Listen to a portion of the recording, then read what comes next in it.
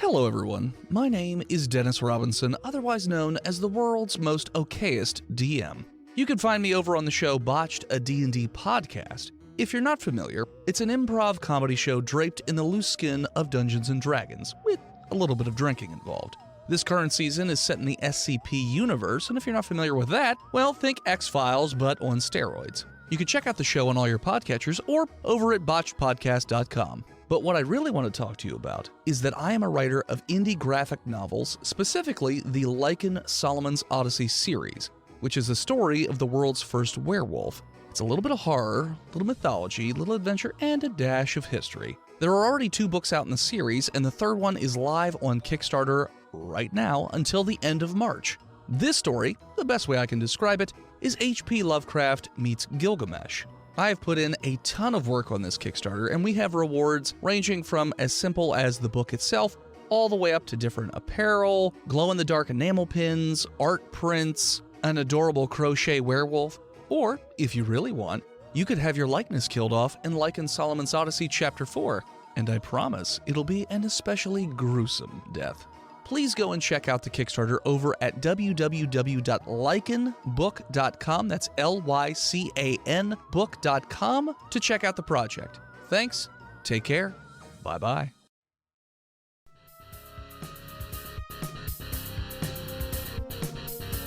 You are listening to Podcasters of Horror, a podcast about exploring horror anthologies from film and TV, as part of the Super Network, with your hosts, Super Marcey. And he just gave off like very creepy vibes, so you're always very unsure of this guy. And the terrible Australian, Jermyn. Which, in that version, it's a Krusty the Clown doll that's harassing Homer.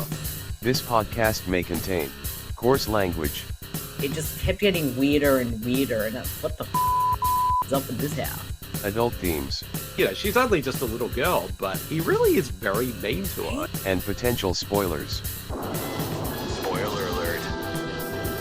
Listener discretion is advised. For more information, please visit supermarcy.com or see the show notes. To show your support, you can join us on Patreon at patreon.com/thesupernetwork. Please enjoy the show. G'day everyone, this is Jermyn, aka The Terrible Aussie, and welcome back to episode 28 of Podcasters of Horror, the podcast that started as a retrospective on Mick Garris's horror TV show, Masters of Horror, and has now expanded to other horror anthology film and TV shows. And with me, as always, is my very awesome co-host, the one, the only Super Marcey. Hello, Marcey, how are you? Hello. Good to be back. This is one of my favorite podcasts, and I just love anthology that deals with some horror. Indeed. So I'm very excited for this episode, Marcey, because we're going back into the zone, the Twilight Zone.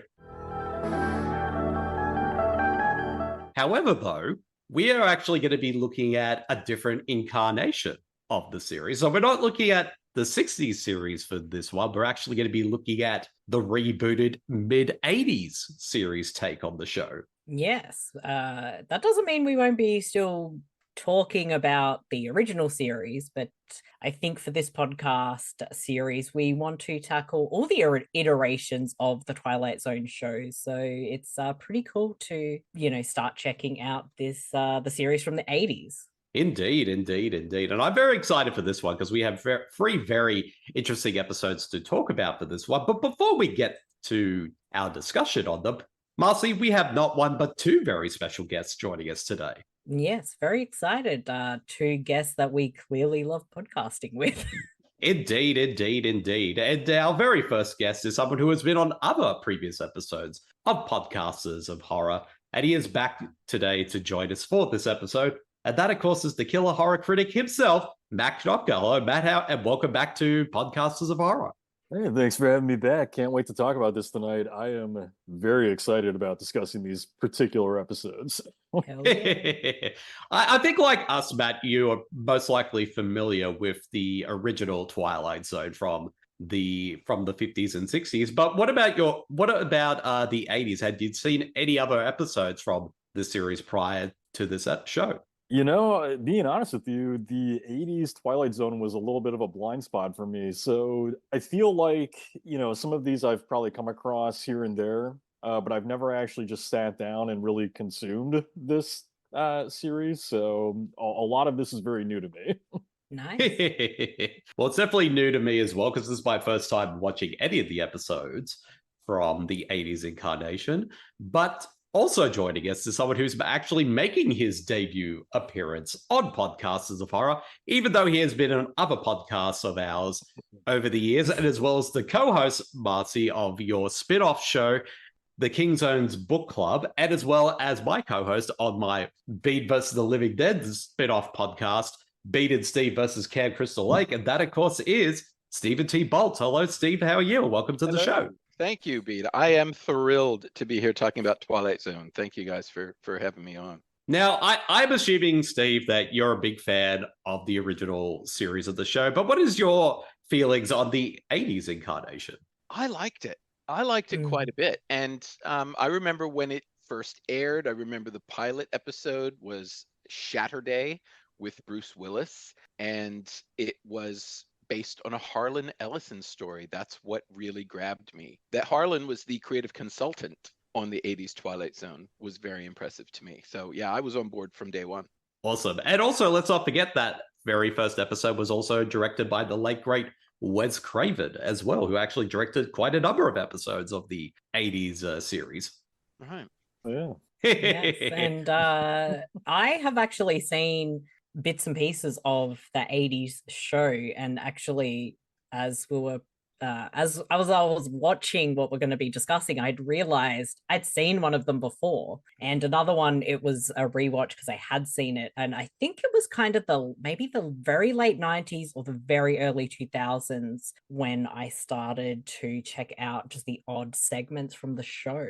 Well, definitely well into the 2000s as well, because as you mentioned, there's a lot of notable directors that have worked on the show, and I have discussed in my time careers of horror directors, and a lot of these kinds of shows definitely have popped up for that. So I'm excited to get into these. Wow. And by the 2000s, there was a third iteration of Twilight Zone floating around, and that was, And I used to watch that as well. It was on TV late night. And then, of course, the Jordan Peele one. So yeah, there's been like so many incarnations of the Twilight Zone over the years, and it's one of those shows that no matter what decade it comes out, it always still manages to tap into the zeitgeist as us as a society at the time.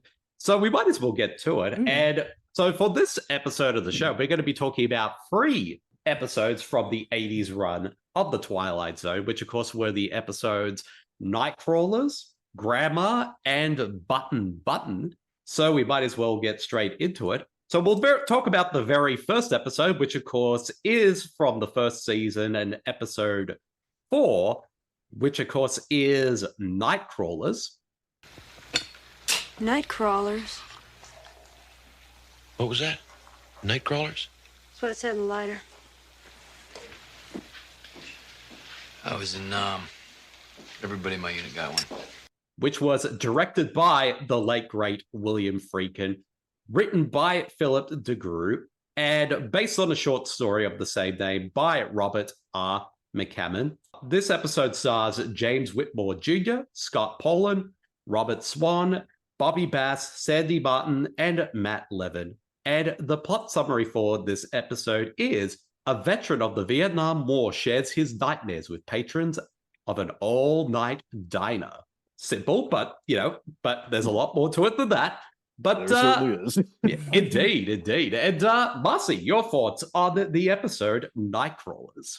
I love it when you pick on me first. I'm always just, even if I have notes, I'm so unprepared, but I'm just going to lead with this. This was the episode or segment I had not seen before, and I think it's well known I really love what William Friedkin has done as a filmmaker through his lifetime, RIP. So it was definitely like, yeah, I'm kind of intrigued to see what he could do with a 20-minute block, and holy shit, yeah, there's a lot going on. Not, as I'm watching Nightcrawlers, I'm watching it being like, this could make like a really interesting, you could have this with like a triple feature, and I'm like, you would have like Rambo, Jacob's Ladder, and The Guest. So I'm not saying that something like The Guest was influenced by the story or this, but there's some little similarities that are in there. And I found this to be fantastic. It draws you into this diner, but then when the strange man comes in and you find out like he's a Vietnam veteran, it completely, everything just changes and it becomes so dark, and it really sort of, trying to think of the right words, it's really about sort of that PTSD with, you know, something like the Vietnam War and how it affects people. But of course it has certain other elements that bring it together, but it's a very compelling and really well done piece. I was really impressed, but I also got to say, I did not expect to see Mac's mum from It's Always Sunny in Philadelphia, Sandy Martin, just randomly show up in this, and I kind of marked out a little bit.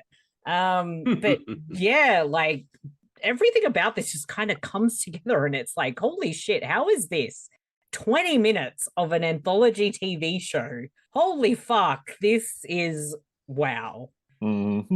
Definitely. Yeah. And Matt, your thoughts on Nightcrawlers?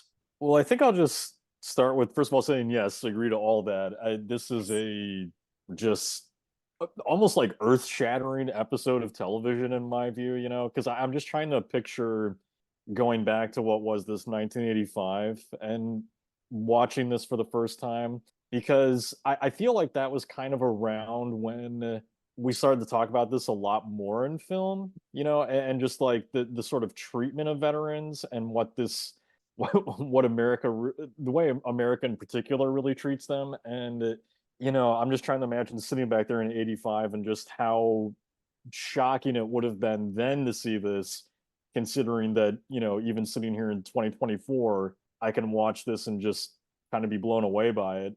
But I first of all, I'm a huge fan of Robert R. McCammon. I actually grew up reading him along with Stephen King and Dean Koontz. He wrote one of my favorite werewolf novels, which is The Wolf's Hour, which is amazing. You should go read it if you're listening to this. But the combination of him and Friedkin, I think, is really cool. And I think that Friedkin comes into this and, you know, he films it in a really memorable way. Like, I love the sequence where you have the veterans and kind of eyes over the shadow of his memory. You know what I'm talking about? Where they sort of just kind of take the cutout of his eyes and place it over the shadow, him in this memory of himself. And I just thought that was really cool. You know, I miss seeing a lot of inventive creativity like that in film. I feel like I don't see it as much in major productions like this.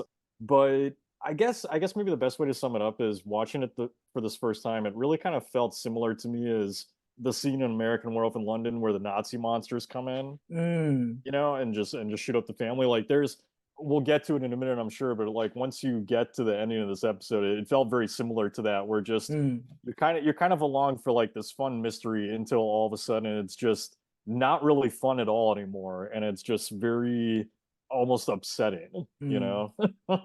So no, very, very powerful piece of anthology TV, you know, to do this in only 20 minutes. Yeah, for real. Like, you kind of wanted to sit there for a full movie for this segment. That's how I was compelled. Like, oh wow. Yeah, and I mean, they could easily do it or have done it, but no, very powerful episode. And Steve, your thoughts on Nightcrawlers? Well, I think, surprising to no one who's listened to you and me, Bede, on versus Crystal Lake, I'm going to be the square peg here. I did. Yeah, this one didn't really hit me. It started off really strong. It actually started off like a classic Twilight Zone episode. I was thinking specifically of Will the Real Martian, was it called Will the Real Martian Please Stand Up? Takes place in a diner, secluded. I don't know if you remember that episode, but there was a bridge that washed out. There was apparently a UFO. And, you know, it's one of those classic, sort of like the monsters are do on Maple Street, where there's paranoia, there's all of this, right? And by opening opening in the diner, it just evoked that for me. And I thought that was great. And we talk about the murder at the hotel that had happened, right? And all this is going on. We're setting up this paranoia business when Scott Paulin arrives. But almost right away, it lets the air out for me because you know he's the guy.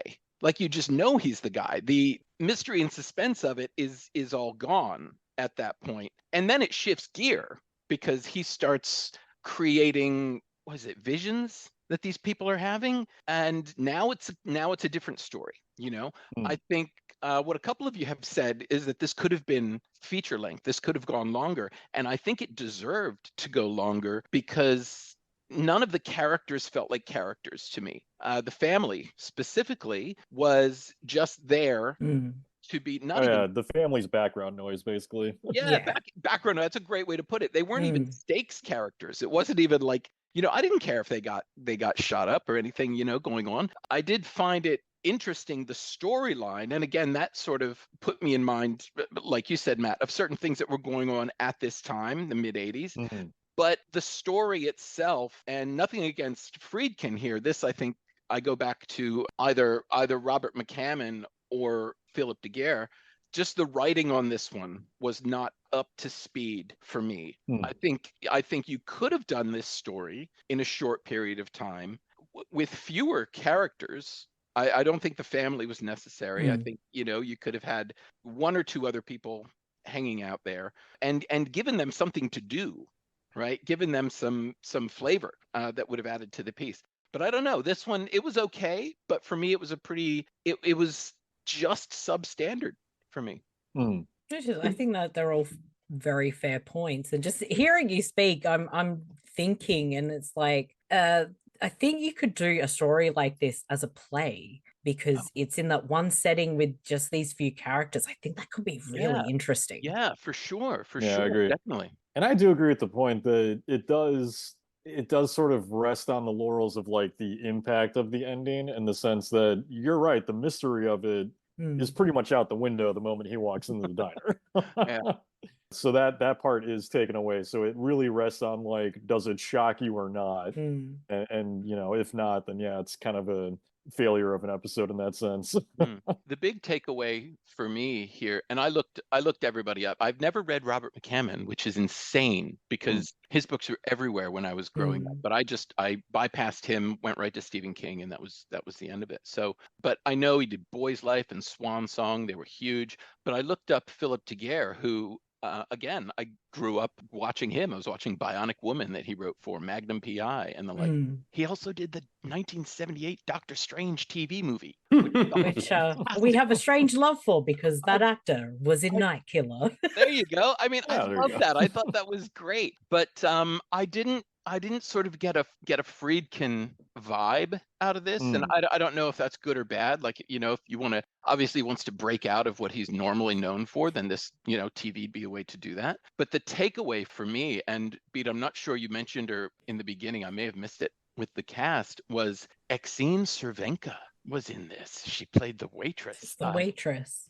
And you know, I saw her name at the beginning and I'm like, oh, great. And it was about, I don't know, must have been 7 minutes in before I realized she was the waitress. I've never seen her with like her natural hair color and not all made up as a punk rocker. So this was amazing. This was great for me. This was fantastic to see her in this. So if nothing else, I took that away from it. I guess for me with this episode of Nightcrawlers, this was one of the episodes like when you and I, Marcy, were putting, you know, ideas out there from this incarnation of the show. This was the episode that I suggested, mainly because one of the reasons I did was I kept hearing a lot about this episode over the years. I've seen a lot of different write-ups about it at different websites over the years, like from Bloody Disgusting and a few other places that have always talked about this being one of the 80s version's best episodes, or it's one of the more intense ones. And I can definitely see what some of you have said in terms of if there's really kind of no mystery, you kind of figure it out pretty quickly what's going on. But I think what this episode does and what makes it great overall is it really dives into what was going on with Vietnam veterans at the time, because as Matt kind of suggested before, this is post-Vietnam, and we're starting to see many different types of media that explore the Vietnam War. You know, from up to this point, you had Apocalypse Now, The Deer Hunter, and then the year after this, you would have Platoon. That it was a very unpopular war that really psychologically scarred so many soldiers. And I like that this episode really kind of dives into that. And of course, you have the cop character played by James Whitmore Jr. when he kind of hears, like, you could definitely tell he's probing this character, because he kind of suspect that he may have had something to do with the motel fire and massacre that happened earlier that he was coming back from. So as he's questioning, but when he finds out that he's a veteran, he kind of talks about like, oh, I wish I could have gone as well to serve my country and all that. And pretty much Scott Poland's character, Price, pretty much tells him, like, you don't understand, don't even say things like that if you've never been there yourself. And it kind of shows on how this war really affected him to the point where that, of course, that he and his comrades in the Nightcrawlers group got affected by this chemical. And there have been kind of talks about experimentation and Agent Orange and a few other things that have happened during the war, and that, of course, affected a few of them. And every time that they happen to dream, their visions or nightmares come to life. And he's a man who's haunted by what happened to his team and the violence and the bloodshed that they had caused. And like, yes, when he's awake, he can create things out of air and manifest them in front of people, but it's only it's stronger when he's asleep. And I really like that this episode really kind of dives into the metaphor of that, and how all these things that brew up with a lot of Vietnam veterans somehow affect all of us on the outside. And I think having that, and I feel like, to me, this felt very much like a William Friedkin episode, because one of the great things about Friedkin as a director is how he can make anything incredibly intense. Like when you have the character of Price going into his monologue about what he experienced in Vietnam, that entire scene was incredibly intense. And Scott Poland was like just going at that performance. Yeah, he really goes overboard there. Like, he really goes overboard, but you can get it. Like, you can get why this character is like this. And then, of course, you got Trooper Dennis, who obviously, he's like one of those people, like I said before, like, he's never gone to war. He just thinks, he kind of sees it as almost like this patriotic kind of duty. Also, this fact, like, romanticized version of war. And he wishes he was there, but now he and also the fellow patrons are about to experience the actual horrors of it. Once Price gets knocked out and has his nightmare of the Nightcrawlers coming to the diner and shooting and blowing up everything, now these characters start to realize what this man has gone through. But also, out of all the characters, Trooper Dennis is the only one who gets killed. So in a way, it's kind of a poetic kind of justice for the ignorance of this character. And I feel like this is one where it's not necessarily about the story or about the mystery. It's more about a character study, but also the intensity of the situation that these characters are in. And I agree with you, Marcy. This is an episode where that could easily work as a play, like you could expand it into a play.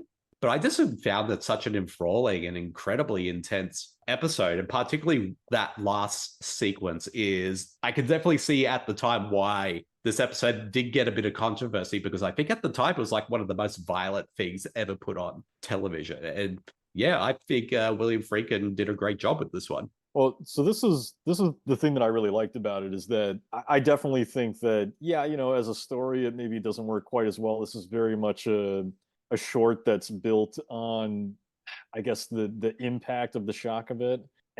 But as someone who lives in America, like, I can tell you that, this was 85. Even now, there is a portion of the population that is war hungry and like has this idea that war is like, I mean, I hate to use the word fun, but I feel like that's how a lot of people feel. They feel like it's this enjoyable thing to do. They want to be a part of it and all this kind of stuff. And that was very much an attitude during this time as well when this was made. And I love something like this that kind of takes a moment to tell those people like, hey, shut the fuck up for a moment and maybe think about what you're saying here and what war really means, because I love the sheriff character and how he represents that in this sense of just, he's almost like giddy, like a fanboy almost when he finds out that the character's been to war or Vietnam, and he's like excited to talk about it, and it's like this disgusting segment of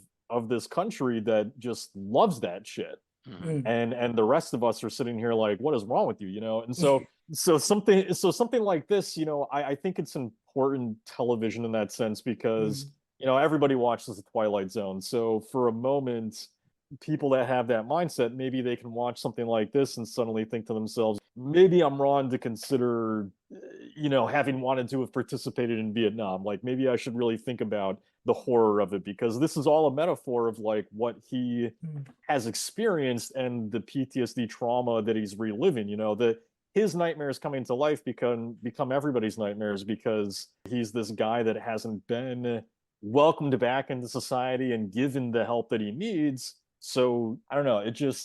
I think that's why it really upset me, is just because you still see this to this day, and we throw these people into the gutters and just forget about them, and I don't know. It's just very unfortunate. So yeah, no, it hit me really hard, and the stuff B was saying, that's why this one really sticks with me, I think. That's why I wish we'd have cared more about the family. Yeah. Not just the guy who thinks war is fun and he gets killed. And that's pretty simplistic, I think. If we'd have cared more about the family and one of them had died, then you're really landing on the metaphor. Yeah, because you're really displaying then the innocent people that are affected by this. Because the whole idea is bringing the war home, essentially. And I agree. I think it hits harder if innocents end up becoming a victim of it, as opposed to like some war-hungry sheriffs.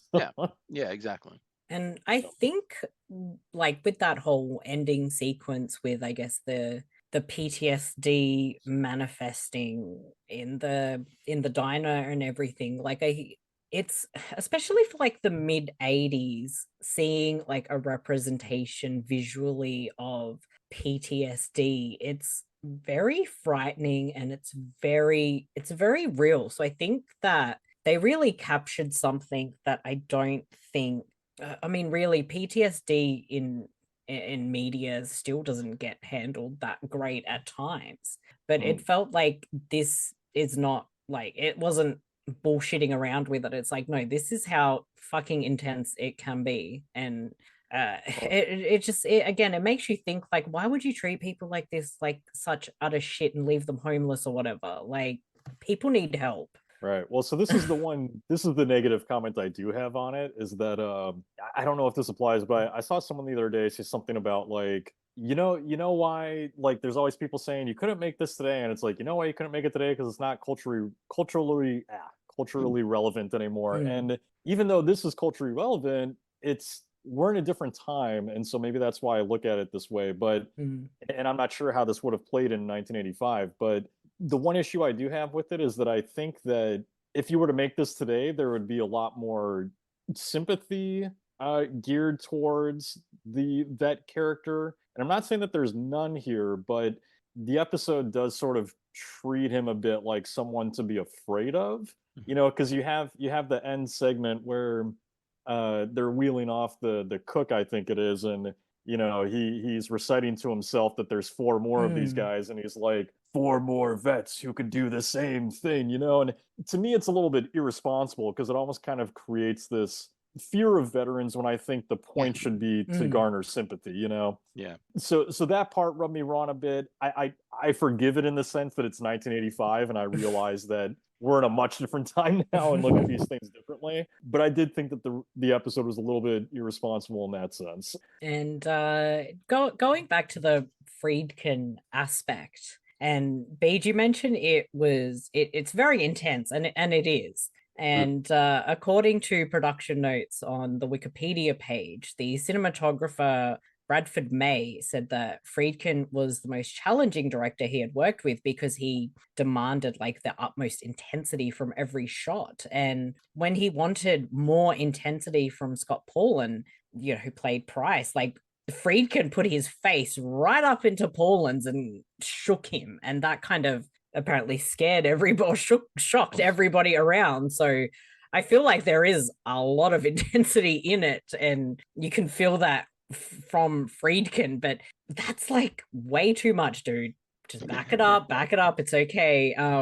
But you know, I think it's interesting that apparently Friedkin said he wanted to do this because he thought it was a great story and there was a good metaphor for how Vietnam continues to haunt people. And they shot it in like 5 days, and it was one of the most expensive segments from the entire series. And it boggles my mind how they pulled this off in like 5 days of shooting with a lot of pyrotechnics and stuff that happens towards the end. But I have to imagine like 4 days of the shooting was all just the last couple minutes.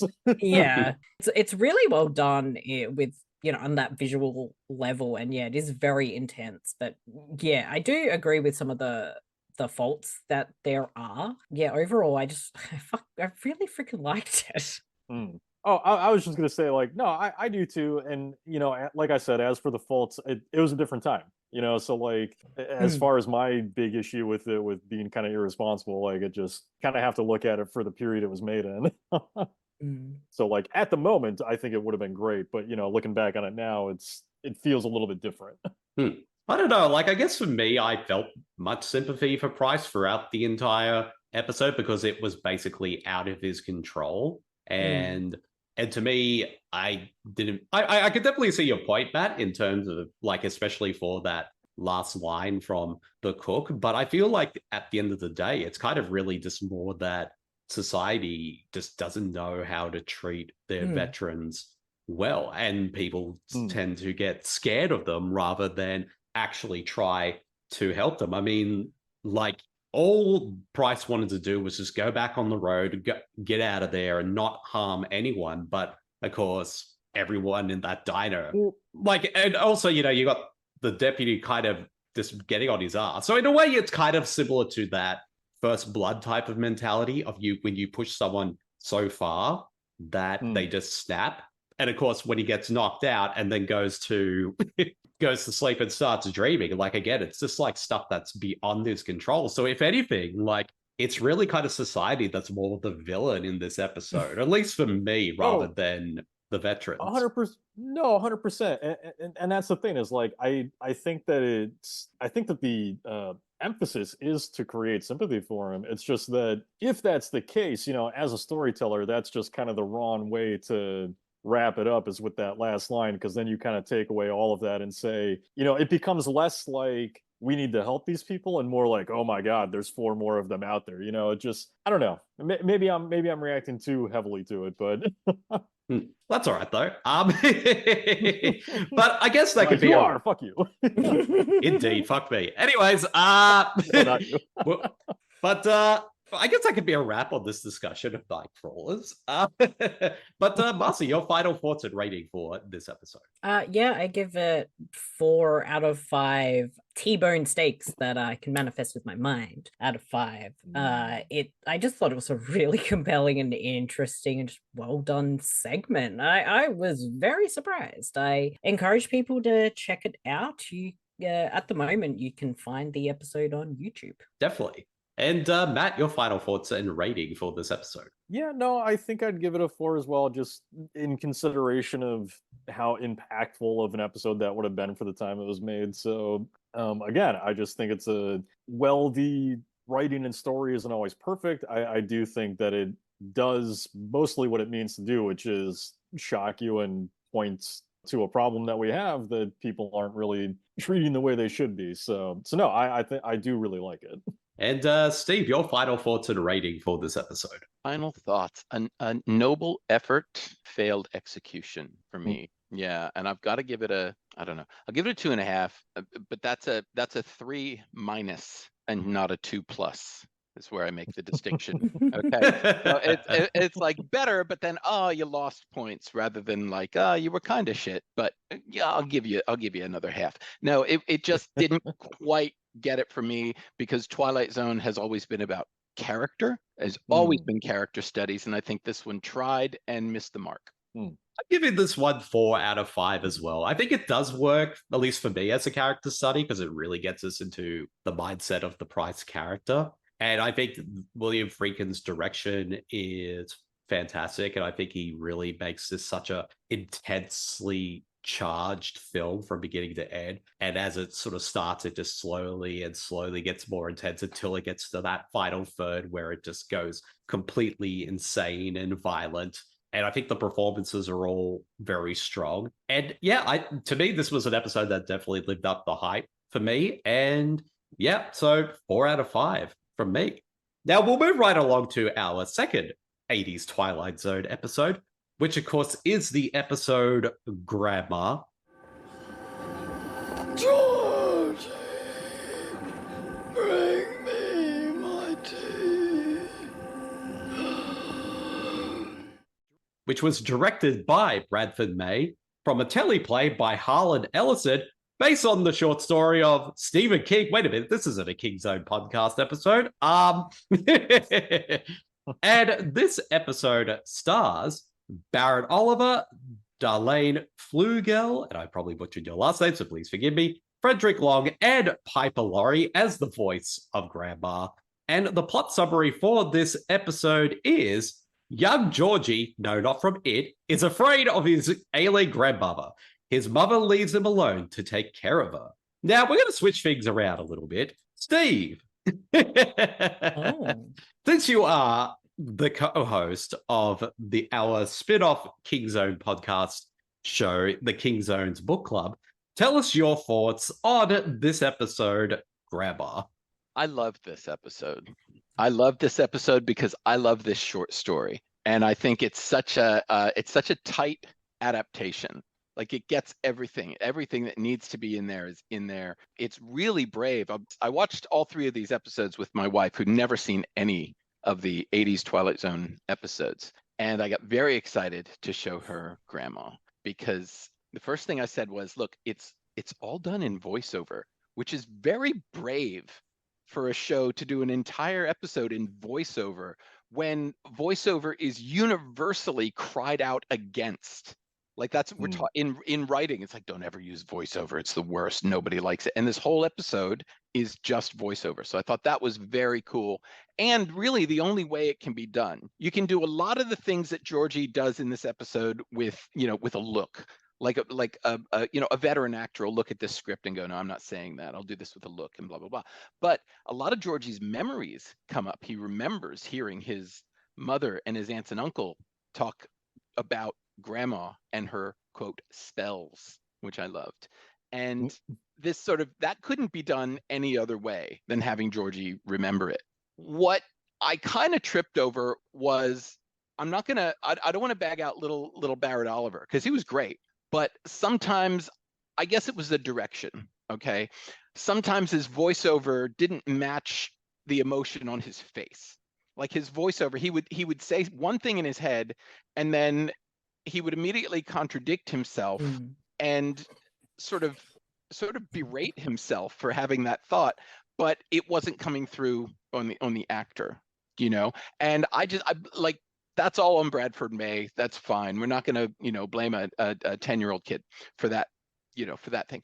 I did love it. I think it's one of the coolest stories in the collection, in Skeleton Crew, which I absolutely devoured when I was 15. That was it for me. That was a great one. So I'm a big fan of this one. Big fan of this one. It incorporates some Cthulhu mythos, which I'm all for, and also sort of grounds it within the King universe as well. This is, I'm not sure if it's mentioned specifically in the episode, but this is a Castle Rock story. They have Georgie's mom has a party line, which at the time you split your telephone line between yourself and another home. And Georgie is listening. He picks up the phone and he listens to Mrs. Dodd. And while, again, they don't go specifically into that in the episode, I know in the short story, that's Henrietta Dodd. That's Frank Dodd's mother, the serial killer from Dead Zone. So these little things, love it. Absolutely love it. Grandma is a fantastic episode, bar the sort of Muppety looking grandma that we get. Like, well, once grandma's revealed and she's, she's a giant Muppet, it's a little weird. But otherwise, it's why they're smart to keep her in the darkness most of the absolutely. Only shadow. I don't want to see too much, They did have to show her eyes because of the tag at the end, the sting, I guess. But otherwise, I'm just absolutely in love with this episode. Nice. And Marcy, your thoughts on Grandma? Well, this is the weirdest prequel to Hereditary I've ever seen. Damn. I did see this as I put it on to like watch it. I'm like, holy fuck, I have seen this, because I remember, and again, it was like maybe early 2000s or something. I was like, Barrett Oliver was in The Neverending Story, plays Bastian. He's Daryl in that's a great 80s sci-fi weird freaking movie. It's great. And I remember thinking, like, whatever happened? Like, did he do other things? And this was mentioned on it. And I think I found it somewhere to watch. And as I was watching it, I'm like, holy shit, I remember this now. And I actually didn't realize it was Piper Laurie was Grandma until the end. She was pretty upset about some dirty pillows on her bed. What can I say? Those goddamn dirty pillows. Damn dirty pillows. But yeah, like I do remember like all the whole thing was in voiceover, and it's like, oh yeah. But it's a really weird and interesting little episode. And like Steve said, I think Barrett Oliver, and it's probably not down to him, but when he's doing the voiceover, it doesn't quite match what's on screen sometimes. But I think he did really well in just being able to do all this like voiceover, but also act very mute without really saying anything, because you kind of bought that this kid is shit scared of creepy grandma. And by the end, like it's messed up. And again, I seriously couldn't help but think of Hereditary because of how it kind of goes. And grandma has Necronomicons and witchcraft books and all this stuff. But it's actually like, I'm very keen to read the story, as now that we've discussed this. Sitting there, I'm in Skeleton Crew. So pardon me, I'll have to read it. But yeah, I really liked this one. It's very different, but it's to the point. And yeah, grandma's fucking creepy. Go away, grandma. One thing I said to Lou while we were watching it was that it didn't really feel like a Twilight Zone episode, though. It felt like Tales from the Dark Side. Yes. Mm-hmm. Yes, 100%. Would have been an excellent Tales from the Dark Side episode. A little weird for Twilight Zone, a little more on the horror end of the spectrum for Twilight Zone, which doesn't usually go that route. But that was one thing that did stick out to me, that it would have been a fantastic Dark Side episode. Yeah, I agree. And Matt, your thoughts on Grandma? Yeah, I mean, just on what Steve said, I 100% agree. It feels very much Tales from the Dark Side, because Twilight Zone always kind of, to me, was about like the human condition and just kind of the way we work as a society and everything. And very sci-fi, obviously. So this definitely feels like a departure from that a bit. But I really like it. To me, this is a fun one. It's hagsploitation meets Lovecraft by way of Stephen King. I mean, there's a lot there to like. And as for the voiceover, like Steve was saying, it is kind of a general rule, I think, with writing that you often want to avoid voiceover as much as you can. There's very rare examples of how it works. And to me, I think the best voiceover is when it contradicts itself. When you're watching something like Goodfellas and Ray Liotta is like, all the kids brought us home groceries because they respected us. It's like, no, motherfucker, they were scared of you. Like, to me, that's when voiceover is the best. But I think it works here because you do have all of this sort of inner turmoil going on with the kid where he's kind of arguing with himself, and to me it feels very real. It's not like he's just narrating. He really is just kind of in his head going through all of the different terrors and fears of what can happen. And I think that's what makes it kind of work, because it is like a kid's thought pattern and stuff, and it does contradict itself. But again, it's very truthful to being like a 10, 11-year-old kid. Yeah, totally. Right, and that's the thing, is it feels very honest.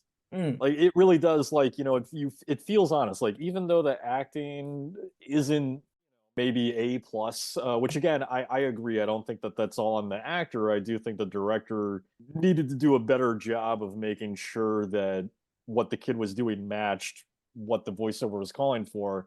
So it doesn't all feel 100% genuine in that context, but I think in the writing and what is being said, I think that you really do feel and think like that as a kid. So it felt very genuine to me in that sense.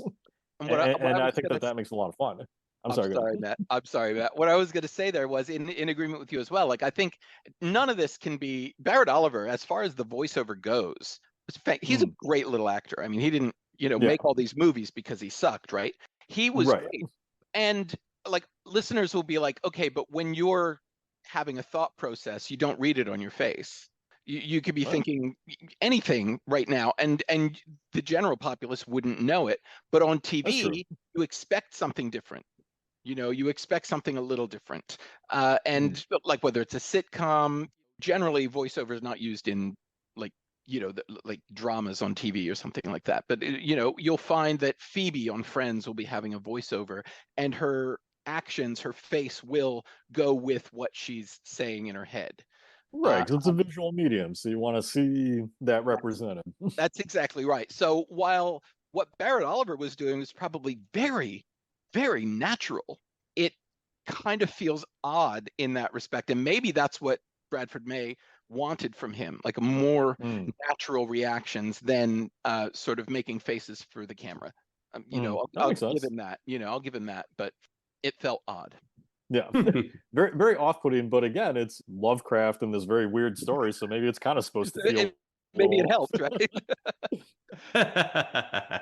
I guess for me, for this episode, like, again, like, we are going to be covering another adaptation of this story in a future episode of the King Zone podcast, which is called Mercy. So and that was one of the reasons I think, Marcy, you and I put this episode on the list as well, to kind of compare a previous adaptation of this story. And I gotta say, I really enjoyed this episode as well. It did take me a little bit to get into the episode, mainly because of all the narration. Not to say it was bad or anything like that. It just like it's so rapid fire, but it's appropriate given that it is from a kid's point of view. And of course, when a kid is thinking to themselves, of course, their mind is going to be racing and their line deliveries are going to be just so quick. And I do love the fact that even in the dialogue, it still feels very Stephen King-esque, especially from a kid's point of view. Like, just all those little quirks that we know Stephen King for is very much the dialogue, especially when Georgie finds the Necronomicon and he's trying to pronounce all the names from the book. And then when he finds Cthulhu, and it's like Cargill, and it's like, even though he's not saying it correctly, it's like, we know. So there's a little bit of a Lovecraft cosmic horror going on here. And I like the fact that this is that type of story, this Lovecraft cosmic horror type of story, but a very small scale centered around a kid. And I think that's what really intrigued me the most about it. And also, you can definitely tell that this episode was directed by someone who's also a cinematographer, because Bradford May, as we talked about before, also shot Nightcrawlers, and he also did a lot of cinematography. Monster Squad. And also Monster Squad.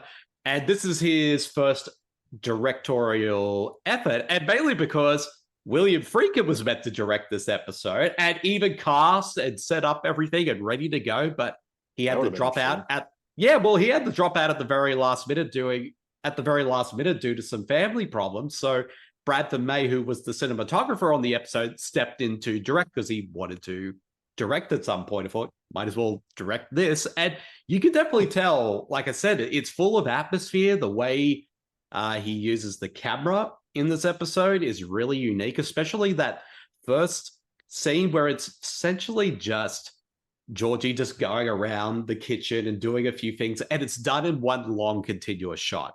Which and also like even like him pulling the camera back and going down the hallway, like you can definitely tell he's just doing a lot of cool tricks with the camera in this episode. Yeah, and sorry, go ahead. No, you go, Matt. I was just gonna say, yeah, that's interesting because, like we've discussed, maybe the direction of the actors isn't necessarily spot on, but so you can kind of see the sort of rookie element there, with this being an early directorial debut of his. But I do think, as far as the camera work goes and building atmosphere through the lens of the camera, like it's very effective. Like I love the way that they kind of take this, what would otherwise be a mundane house, and kind of turn it into like this creepy gothic manor almost, with the way that the hallways are expanded to look like they go on forever and everything's dimly lit and we don't see Gramma at all. You can tell that as a cinematographer, he really knows how to create that sort of atmospheric dread and kind of still a lot of suspense and mystery with not really showing us Gramma and kind of keeping us hidden from that reveal, I guess, of like what's really going on here. So I love the way it's shot. That's probably my favorite part about it, to be honest. Question for everyone. What was up with Georgie's shadow sort of disappearing and going down the hallway?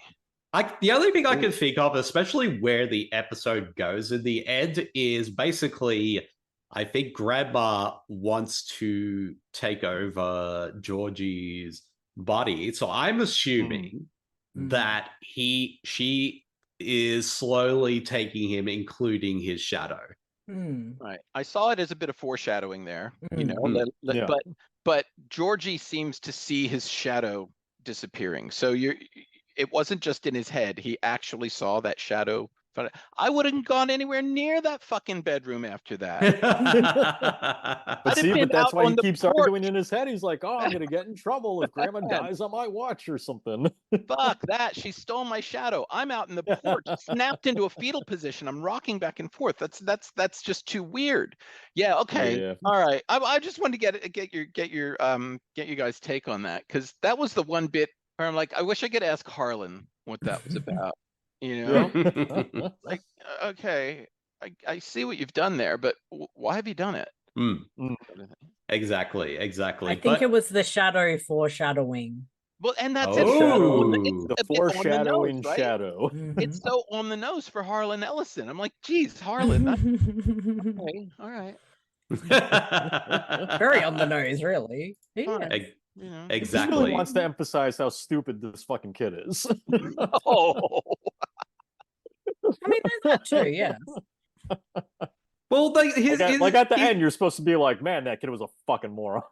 Well, to be fair on the kid, it's really his mum shouldn't have left him alone, especially when they know that something's going up with Grandma. But do the parents know that Grandma's a fucking Cthulhu monster? Absolutely, they know everything about this. This is one thing my wife and I talked about too. It's like when they're talking about her spells, they know code, but like then you find the magic book and it's like, oh, you mean this? Like, no. They know what's going on. They know exactly what's going on. It's totally bad parenting to let him there. Right? Maybe it's not bad parenting at all. Maybe these parents were like, yeah, this kid's really fucking stupid and we're done with it. Like they left him there on purpose. Like, Grandma, take him over. We don't give a shit anymore. I think it is the kid will literally watch his own shadow walk away and still go towards it. I think it is an odd decision for her, especially in the beginning when she shows the only compunction she has about leaving him is that he might be too young, as any normal parent would be, to, oh my God, can he handle the responsibility? But we're given no indication of what that responsibility actually amounts to. Right. Is he too young to go to the old one's hell? It's very bizarre that comes down to King. I mean, that goes back to King, but it's a story. It's a story about intergenerational trauma. Of course, this little kid. I mean, look at the stress he's under. He is under huge amounts of stress here, and he doesn't know whether. I don't know if you guys have ever read Arkham Asylum, but there's this great segment in there where they're taking Bruce Wayne through, giving him a tour, and Two-Face is sitting under a pool table. And the doctor is like, look, we took away his coin and we gave him something else, that we gave him dice, and that allowed him 6 choices. And then we give him a deck of cards. Now he has 52 choices. And the dude literally can't decide whether to go to the toilet. So he just stays under the pool table and pisses himself. That's the sort of stress that Georgie is under right now. And it's excruciating to watch because Grandma would have been laying this shit on her daughter and sons, right? And here now, Mom is doing it to Georgie, putting him in undue pressure as well. Definitely. Well, I guess that could be a wrap on our discussion on Grandma. Grandma. But Steve, your final thoughts and rating for this episode?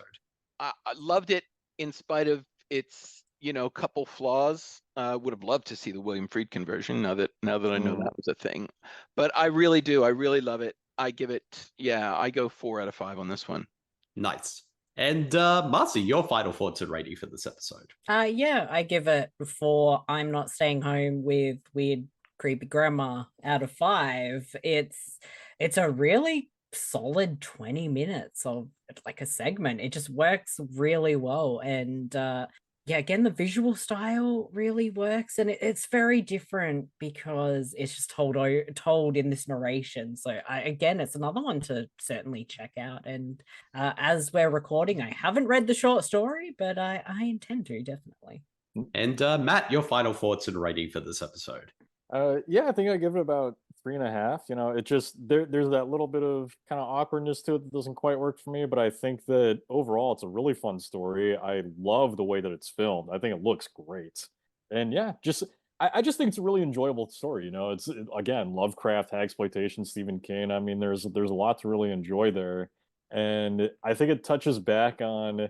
I mean, first of all, I do have to say this because I haven't said it yet. I do kind of love the sort of, I don't know if I want to say it's like a joke, but the sort of idea of like, the Lovecraftian lore is all about the old ones and we're dealing with grandma. So it just, I don't know. I kind of like that little joke there. But I just think it's a really fun episode. I love the restraint of it. I think that's a thing that I really appreciate compared to what you would probably see now. Nowadays, grandma would be like running out of the room full, CG Lovecraft monster, and whatever. And I like the patience of this episode. Yeah, it would definitely have 300% more tentacles.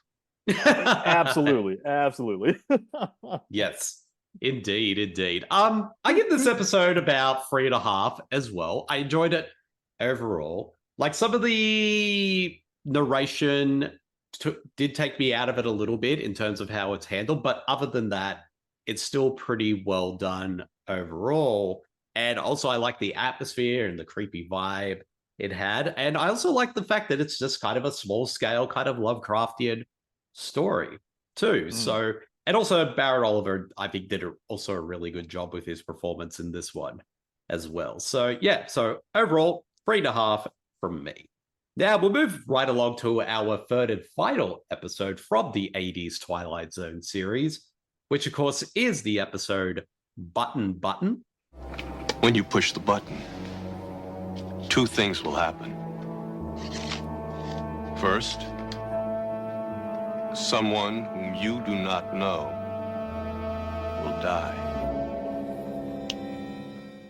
Which was directed by Peter Maddock, teleplay by Richard Matheson under the pseudonym of Logan Swanson, based on the short story by Richard Matheson. This episode stars Mayor Whittingham, Basil Hoffman, and Brad Davis. And the plot summary for this episode is: a mysterious stranger gives down-and-out couple Norma and Arthur Lewis a box with a button on it. He states that if they press the button, they will receive $200,000 and someone they don't know will die. Now, Matt, your thoughts on this episode Button Button, which happens to also be based on the same short story that was for the 2009 film The Box from Richard Kelly. So your thoughts on this one? I was going to mention The Box with Cameron Diaz. I think that Button is basically a perfect Twilight Zone episode. Like to me, this is kind of a lot of what Twilight Zone is about, right? It's just kind of who we are and how we act as a society and all that kind of stuff. And it's so funny because it's such a simple idea, yet it's so effective. It's such a simple story. It's just this woman basically arguing with her husband of like, am I going to push the button or am I not going to push the button? But there's something really kind of fascinating about it because I think it gets to the core of like who we are as human beings. Where are you the kind of person who is going to say what she says and consider something like, oh, people die every day. Like, what does it matter if it's one more because I pushed the button? Or are you going to be the person who says, I don't want to be the cause of it for money? And I don't know. It's just I think it's a fascinating kind of conversation about us as human beings and like where we kind of draw the line with our empathy and all that. I think it's a perfect Twilight Zone episode. I really like it. It ends on one hell of a note that I think just really makes you just feel satisfied, I think, at the end of it, all things considered. So no, I really dig this one. And Marcy, your thoughts on Button? Yeah, this I had seen this before. It had been quite some time because I totally forgot that Mayor Winningham was in it. So it's a nice surprise when I went back and rewatched it. I'm like, oh yeah, awesome. And yeah, I really like the episode. Like Matt said, it feels like a Twilight Zone episode, and this is sort of what you kind of would think you'd get from a Twilight Zone episode. And it is such a fascinating sort of story that you can understand that the short story was later turned into the film The Box, which is pretty okay. But yeah, obviously it's condensed in this version, but it does give this kind of moral, the whole moral thing is kind of the moral of the story. It's like, well, yeah, you're living in poverty and someone gives you an offer. Well, here's 200 grand. But you only get it if you press this button, and by pressing this button means someone's gonna die. You're almost like a random hitman or something, and like you see through the whole segment that Arthur and Norma, the two characters, debate whether it's real, what they should do, and ultimately, that button is gonna get pressed, and the end implication is that, well, it goes to another person that you don't know, but if they press the button, you could be the one that's killed because you don't know them, and that was the rules. And I haven't actually read the story, and again, I'm very intrigued too, but I understand that the story's ending is different to what they did in the Twilight Zone, and the writer Richard Matheson actually went under a pseudonym for the teleplay because he didn't like the ending they picked. So I find that interesting, and I'm very curious to read it and see what this other ending is and what makes it different and all that. But it is a very fascinating kind of moral dilemma. Like, would you press a button for a lot of money, but it means someone gets killed?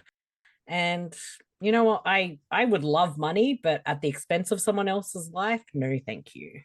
Well, I think that's what's so fascinating about it, right? Is it's like, what would you choose? It's one of those things that really makes you think of like, man, what would I do?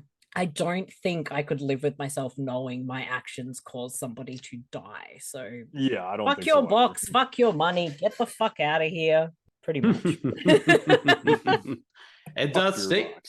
Exactly. Steve, your thoughts on Button? Yeah, I like this one quite a bit. I really do. I don't have a lot to say about it because it's almost a perfect thing. It's almost just everything is there. Like all the gears work. There's nothing that's wrong in this episode. It's sort of comical. The characters are cranked up to 11. They both play it way over the top. Mayor Winningham, she is so greedy and narcissistic in this. It's hard to believe that Brad Davis's Arthur would ever have paid her any attention, and he's so wonderful in this. I've never seen Brad Davis in sort of a humorous role like this. I just think Midnight Express all the time. That's it for Brad Davis. But then there's this, and he's sort of he's put upon. He's got this stutter that he plays up when he speaks to her. I love their characters. I love the fact that he is working all day on their car and then goes out at night to work while she sits at home and does nothing but berates him. Right. And then smokes a lot of cigarettes and stares at the box. Of course, she's going to take the easy way out. She's going to press the button. But then this guy who's working like 18 hours a day, he's like, no, well, of course you don't press the button, and it just, again, it says things about who we are as people, would she, and 200,000, that's not even a lot. Like right. that, you know what I mean? Like in today's money, back then it was, I'm sure. No. I mean, it's a nice amount of money, but it's not going to like provide for you the rest of your life, Yeah, it's just enough to get you out, right? If it were $2 million, now you've got a conundrum, right? But now we're talking, right? Then okay. Then I'm going to have a bit of an ethical quandary. But $200,000, you just go, oh, okay, that's not even like in today's money. Yeah, I can't even buy a house with that. In today's money, that's like one house payment. I mean, try buying a house with that in fucking Los Angeles. Jesus Christ. Right? This is what I'm saying. So, but even then, that's even a down payment. Even in 86, it's like, okay, that's a nice amount of money. But as you say, Matt, you're not going to retire on that. Right. So where is it going to get you? So I found that really interesting as well. But I think that's like a kind of a fun part of the commentary, right? Is like her character is just the most miserable, lazy fucking person you can possibly imagine. And I love that they really play up the irony with her too, because I love that the costumer just must have been having a day with the outfits they were picking out for her, because one shirt she's wearing is like a really happy sun, and it's just the complete opposite of who she is as a person. That's so great. That's so good. These cartoony shirts that she's wearing, but no, it really it speaks to like a very particular kind of person that doesn't want to earn anything, wants to blame and judge every single other person, but doesn't want to work a day in their life. Because like you're mentioning, he's going out and working and doing all this stuff, and she just literally just sits at home smoking cigarettes, and we don't really see her do anything else. Yeah. She doesn't even bother to get fucking dressed for the day, I mean, she's just wearing a t-shirt and nothing else. Like, right. So it's basically the worst person you can possibly imagine, who just wants money without earning it. And I think that that's such a common person that it's really fun to kind of watch them be put in this dilemma and then get the much deserved comeuppance that they do. Yeah. At the end. So I liked Basil Hoffman in this as Steward, but I kept picturing William Finley. I don't know why. I think it would have elevated the role to get the Phantom of the Paradise in there. That would have been great for me, because I don't know, they both got the bug eye thing going, and I just couldn't not see William Finley in there for me. But yeah, I thought this was a good one, man. I really enjoyed this one. And it is quite different from, Marcy, as you mentioned, it's quite different from the original story, but I prefer this ending. Yeah, I like this ending a lot. Yeah, well, another reason why I was very much interested in this episode is because, well, what I'd sort of mentioned before is that the same short story was also used for the 2009 film, The Box. So I was kind of curious to see, again, like Gramma, another earlier adaptation of this story. And of course I knew what the plot was going to be, so I was kind of curious to see how they were going to do it in a much more shorter time frame in this one. And I gotta say, I really enjoyed this episode a lot as well. I think both Mare Winningham and Brad Davis are great in this episode, and particularly seeing Mare Winningham being a bit more loose with her performance and having a lot more broader of a character to play with, and also providing a lot of humor. Like, there's actually a lot of good comedy in this. She had a lot of fun just playing this awful, trashy type of character. Exactly. They're both so over the top. It's great. Oh, yeah. And again, like you say, Steve, it was interesting to kind of see Brad Davis in a different role, because again, I really kind of only associate him with Midnight Express and how dramatic of a role that is. So kind of see him getting to be loose and be a bit more comical and and broad with his performance was very much a treat for me. And I just really enjoyed their performances and their rapport with each other, but also the conundrum as well. I have to admit, before I found out what the original ending of the short story was, I honestly thought that was where this episode was going to go. That once she presses the button, it was her husband was going to die. And then, of course, it would find out, her husband was a stranger to her. That's where I honestly thought the story was going to go. Good thing too, yeah, which I think is a good idea. And I honestly thought that's where it was going to go, and then it didn't. And then hearing what the original ending was, I was like, wow, I kind of figured out what the original story was before it. But then at the same time, when it kind of didn't go in that direction, I'm thinking that can't just be it, right? Like they press the button, someone they don't know dies, and they get the money, and I'm thinking, okay, that's it. I need something a little bit more with this episode. And then when that final line comes in from Basil Hoffman saying like, the box is going to go to someone else, and don't worry, it's going to be someone you don't know.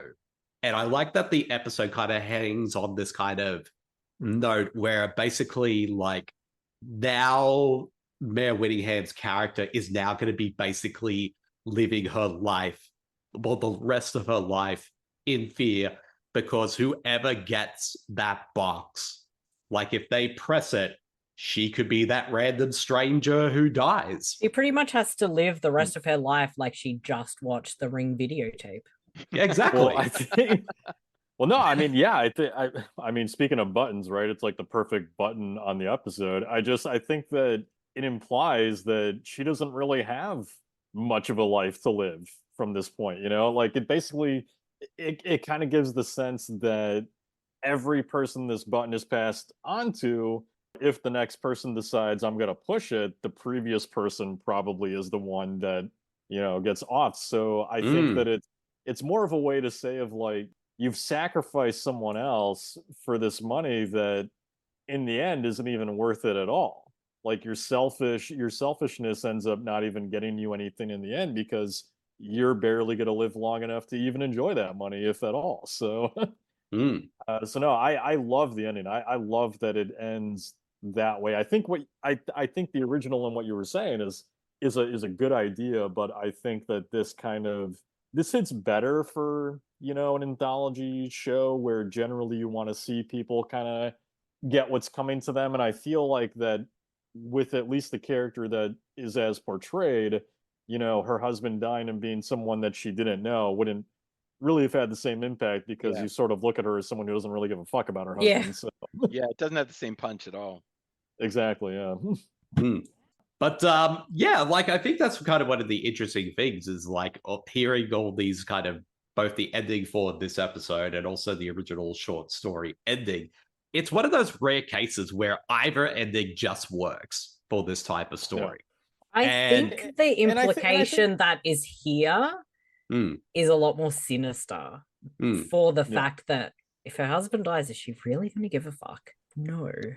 Well, and I think ultimately it kind of ends with the idea that, which I'll admit is kind of a phrase I think is bullshit, but the whole idea of like money doesn't buy happiness, which I agree it doesn't necessarily, but it sure does make things easier. It makes things easier, that's for sure.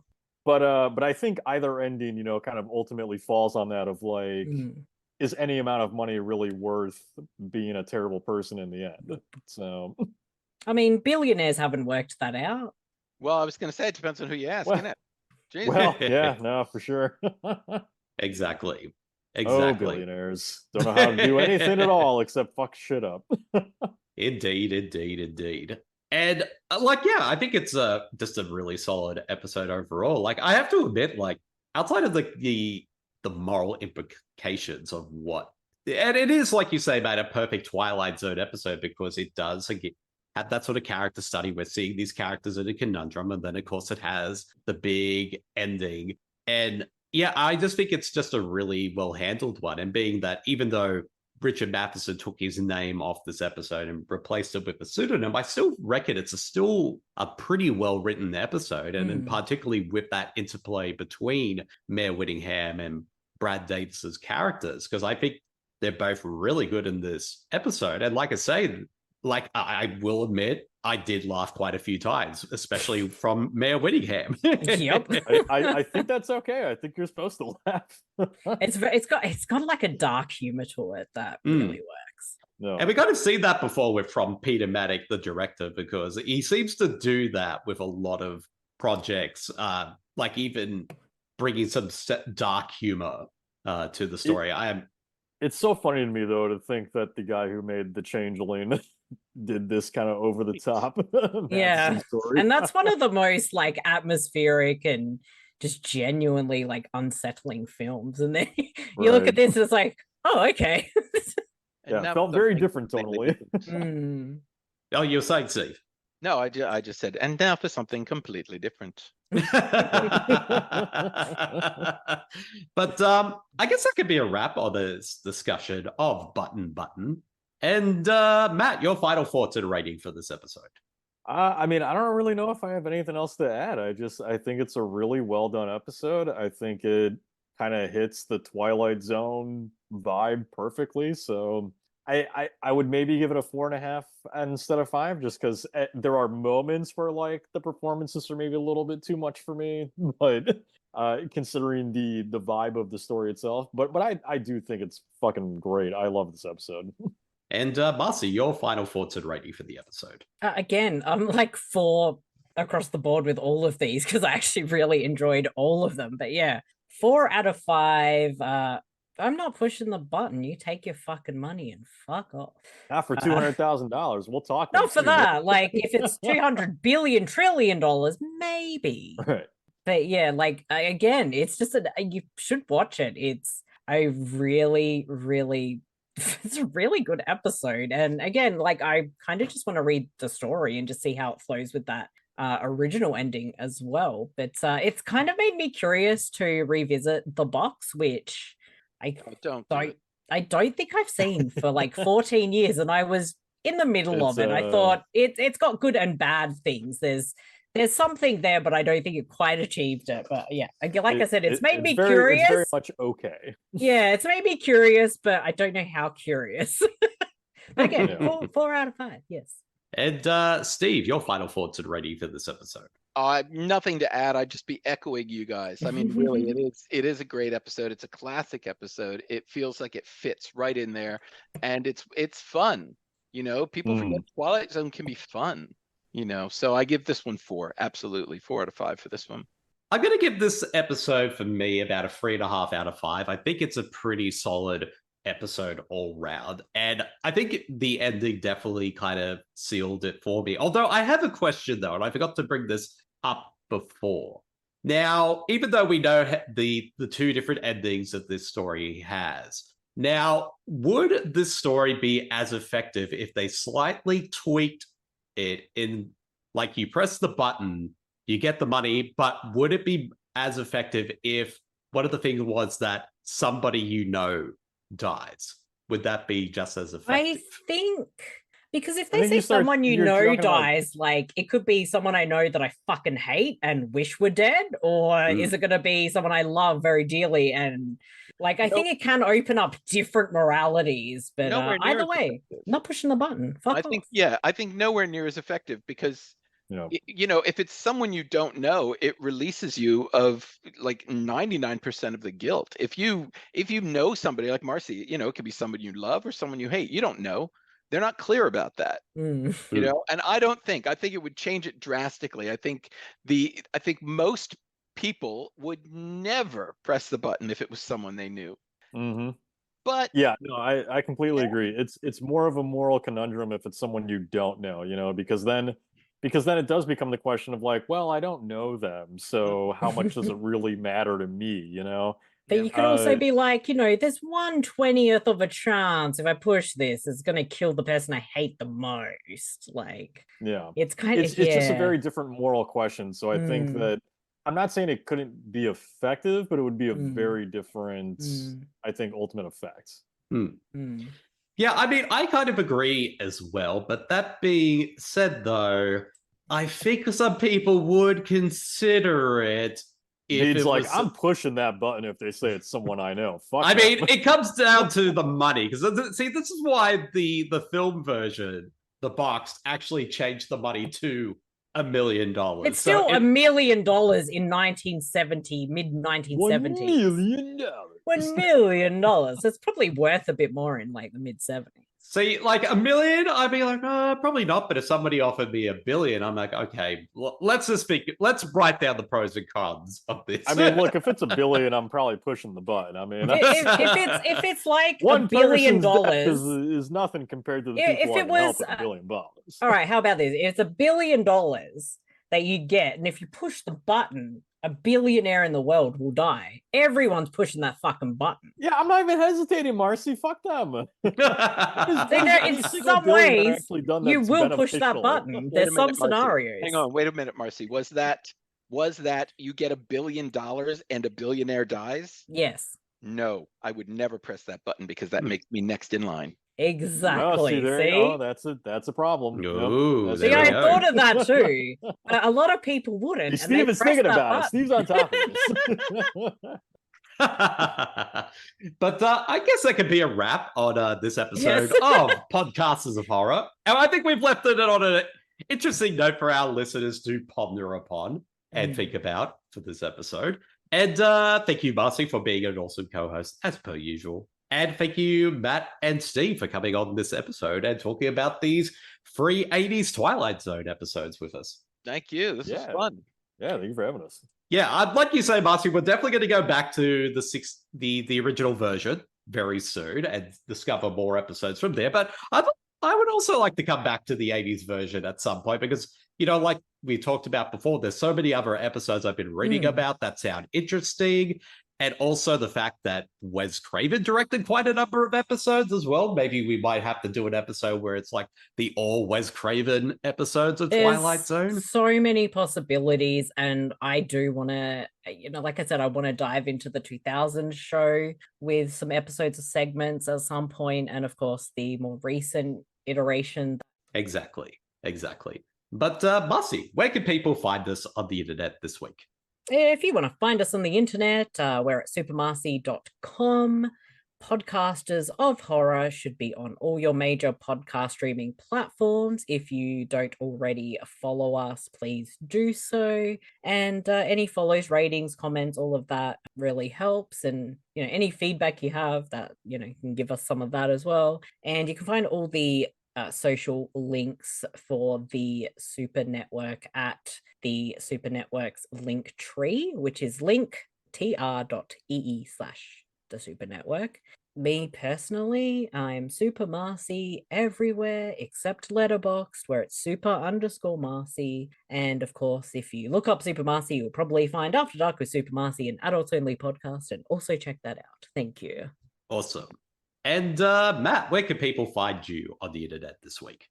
Oh, God. Well, first of all, where you can find me, not worth finding. I mean, you know, I'm not worth stalking. But if you want to look for me, you can find me on Twitter at Killer Critics. My website, killerhorrorcritic.com, where I do reviews. You can find a bunch of pieces I do for Dread Central. Just look at my name, Matt Konopka. I also do a column at Manor Vellum and Daily Grindhouse. And I don't know. You can probably look up Killer Horror Critic on Instagram. Maybe I'm there.